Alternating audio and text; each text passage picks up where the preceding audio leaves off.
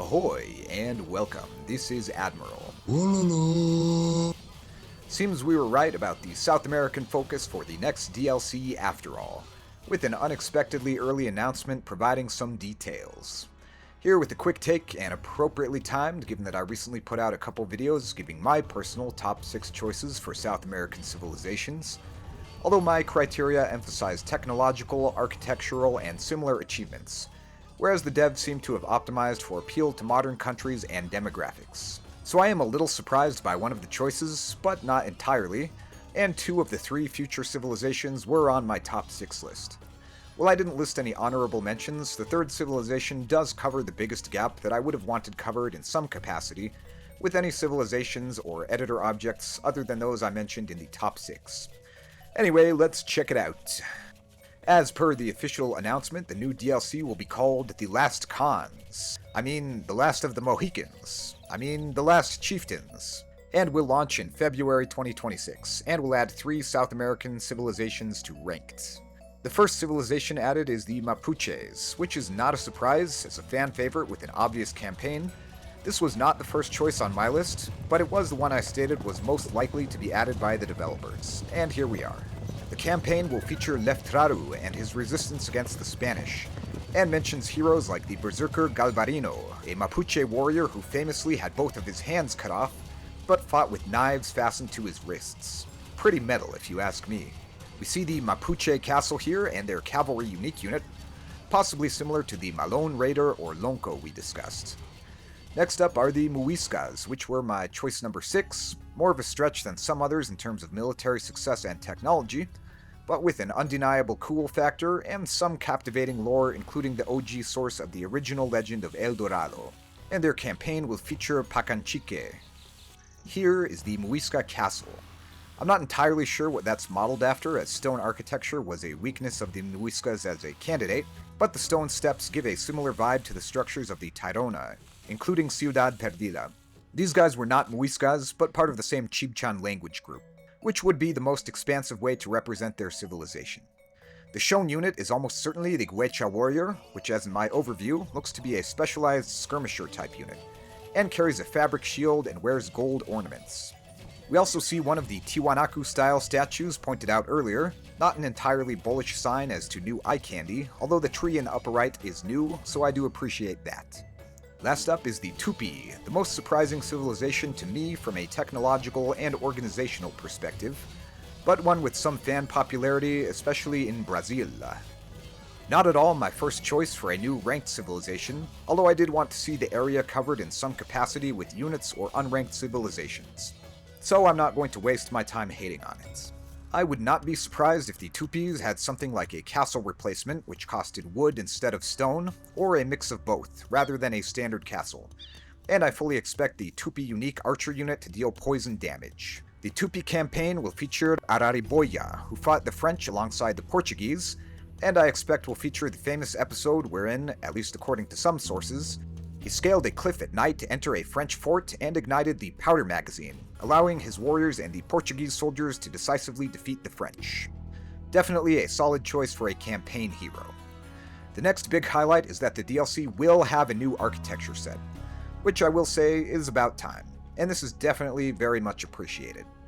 It doesn't seem that this set will be given to the existing Inca, since the new architecture set is surely based around these new civilizations, where a tribal or palisade-style architecture makes some sense, but wouldn't fit the Inca.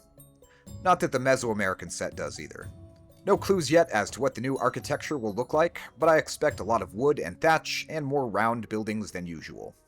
While there are some clear positive aspects here, my biggest reservation with this DLC as yet is that it skips over great civilizations at the core of the game's time frame to exclusively focus on the tail end, late into the Age of Discovery, as if nothing interesting happened in South America before the Spanish and Portuguese arrived, and including the edgiest cases by far in terms of technology and organization. This also will probably do nothing to improve the Inca campaign, as 2 of the new civilizations did not interact with them, and the Mapuche unique unit would not be appropriate there. So my frank opinion on this is that they are probably choosing civilizations almost exclusively on the basis of perceived connection and appeal to modern demographics, which is certainly a factor that should be considered, but not necessarily the number one factor, as does seem to be the case here. There's an obvious upside of doing it that way, but it definitely bothers me a little that they advertise this as appealing to passionate historians, while not including the civilizations that a passionate historian of medieval South America would expect. On the other hand, I can understand the DLC being done this way because of perceived similarities between the architecture styles of those chosen civilizations, making them feel connected at least in that sense, and at least having the benefit of more written information by proximity to European contact. As I've said before, I think there is more than enough material for some of the older civilizations, but it seems like you would never actually get well-researched civs and campaigns for medieval-era South American civs without being passionate about that history, and I don't get the sense that anyone on the dev team has ever been passionate about pre-Columbian American history. But I would love to be wrong. So here's hoping that this DLC was chosen this way for thematic and rough architectural consistency, and will eventually be followed up with older and more classic medieval civilizations from South America and beyond. If so, then I don't really have any issues with it, and if designed well, this could be a very solid DLC. If this ends up being the only South American DLC, I will be annoyed that they skipped over fascinating and massively important and advanced pre-Columbian civilizations, including the Chachapoyas, the Wari Empire, Tiwanaku, Aymara Kingdoms, and the Chimu, to exclusively focus on conflicts adjacent to the Spanish and Portuguese, all while insisting that this DLC is very medieval. To be clear, there's no issue with the time frame of any of these incoming civilizations with respect to the game. They all fit within the expanded timeline that has existed since the Conqueror's expansion, and which goes well over a century beyond the chronological medieval period, and all are broad people groups rather than civil war factions. But calling something surprisingly medieval, surprisingly, does not make it medieval. You keep using that word. I don't think it means what you think it means. So I very much hope that there is a second South American DLC in the future, and that this is not yet another case of skipping over some of the most obvious forgotten empires to emphasize folklore and perceived mass market appeal only. In any case, while I would have appreciated a more balanced mix of old and new, and will always consider it a huge missed opportunity if they never add the Chimu, at least, the DLC does look fine on its own terms, and so far does appear to be much more of a return to form than the Three Kingdoms factions. So overall it does look intriguing, and I am semi-optimistic that the DLC will do well, and that it will deserve to. But we'll have to hold out for more details soon. The Mapuche edition was fully expected, the Muiscas are a light but fairly pleasant surprise, and the Tupis are unexpected as a ranked civ, but do have some good stories and cover a large area. So that's my quick take on the little bit of info we have about Last of the Chieftains. Let me know what you think.